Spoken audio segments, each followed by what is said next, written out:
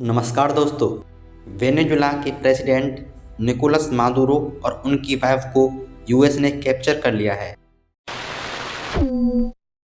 और ट्रंप का कहना है कि अब वो वेनेजुला के एक्टिंग प्रेसिडेंट होंगे। लेकिन आखिरकार डोनाल्ड ट्रंप ने ऐसा क्यों करवाया और क्या ये सही भी है? आइए जानने की कोशिश करते हैं आज की इस वीडियो में।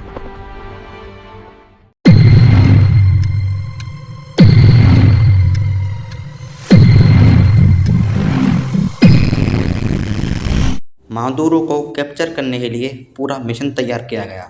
इसलिए अगस्त 2025 में ही CIA की टीम को वेनेजुला में भेज दिया गया था। इस टीम का काम मादुरो की एक्टिविटीज़ पर नज़र रखना था। क्या खा रहे हैं, क्या खेलते हैं, कहाँ रहते हैं और कहाँ घूम रहे हैं। और एक ऑफिसर तो वेनेजुएलन सरकार में ही था जो हर वक्त की लोकेशन भेज रहा था।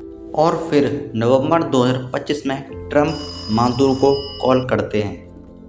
ट्रंप कहते हैं कि सत्ता छोड़ दो, यही तुम्हारे लिए फ़ायदेमंद होगा। लेकिन मादुरो साफ मना कर देते हैं और उसके तुरंत बाद ही केंटकी में मादुरो जैसा सेम घर बनवाकर ऑपरेशन का रिहर्सल करते हैं और 25 दिसंबर को ट्रंप मिशन की मंजूरी दे देते हैं। लेकिन मौसम खराब होने की वजह से मिशन डिले हो जाता है। लेकिन कुछ समय बाद मौसम अच्छा हो जाता है और 2 जनवरी को ट्रंप मिशन की मंजूरी दे देते हैं और रात 10:40 पर मिशन शुरू हो जाता है। और फिर 20 अलग अलग बेसिस से करीबन 150 एयरक्राफ्ट्स उड़ान भरते हैं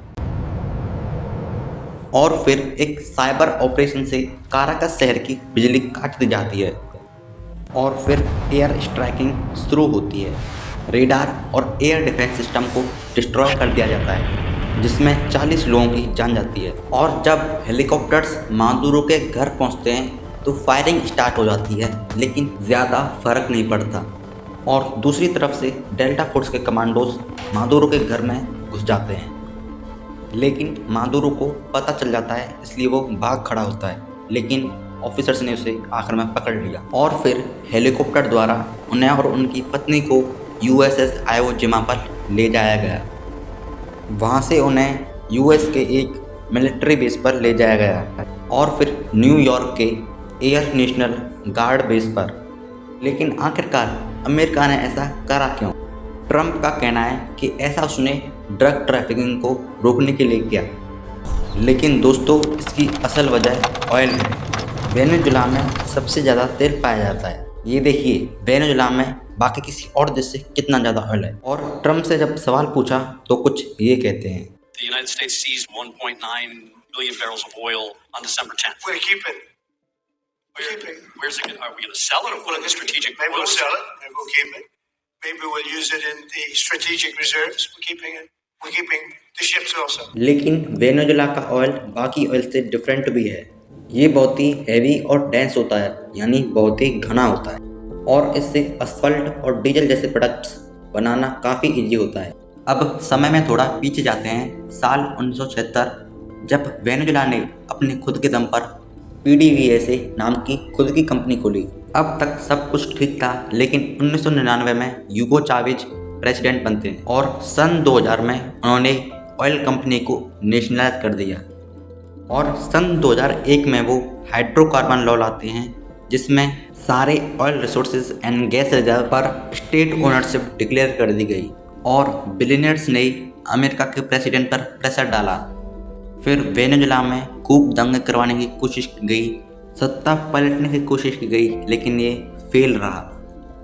लेकिन वेनेजुला एक सोवरन कंट्री है तो वो अपनी मर्जी से ऑयल को नेशनलाइज कर सकती है, तो इससे अमेरिका को इतनी बड़ी दिक्कत क्यों हो रही है? सन 2013 में चावेज की डेथ हो जाती है और इसके बाद मादुरो सत्ता में आते हैं। वहीं दूसरी तरफ ट्रंप ने 2019 में PDVSA के सारे क्रूड एक्सपोर्ट्स को ब्लॉक कर दिया। वैसे तो दुनिया भर के 17% ऑयल रिजर्व हैं, लेकिन इस ऑर्डर के बाद सिर्फ 0.8% ही एक्सपोर्ट हो पाते हैं। ट्रंप कहते हैं कि वेनेजुला ने हमारा तेल हमसे चुराया है।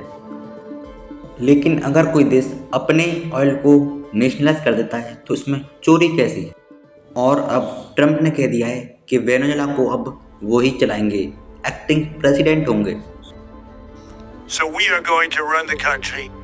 until such time as we can do a safe, proper, and judicious transition. Venezuela को हथियाने के बाद अब वो ग्रीनलैंड के भी पीछे पड़ चुका है। ग्रीनलैंड के पास तो खुद की मिलिट्री भी नहीं है, वो डेनमार्क का ऑटोनोमस टेरिटरी है। डेनमार्क के प्रेसिडेंट भी युद्ध के लिए तैयार हैं। लेकिन आखिरकार ट्रंप इतना क्यों बौखला गया है कि उसको किसी की परवाह नहीं है।